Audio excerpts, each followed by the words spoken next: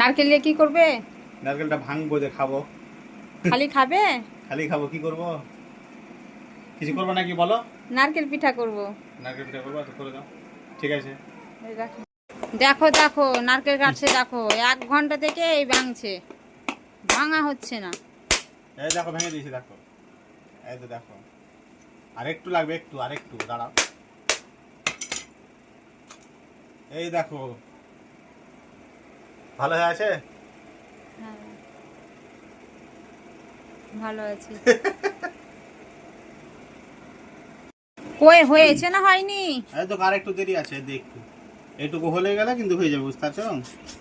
আর 2 minute লাগবে, 2 minute, বুঝতে পারছো? তাড়াতাড়ি করো। কি করছো এটা? কি কি করতে হবে দেখি? কি করেছো, পিঠা না ক্ষীর না কিসের এটা? নারকেল পিঠা করব।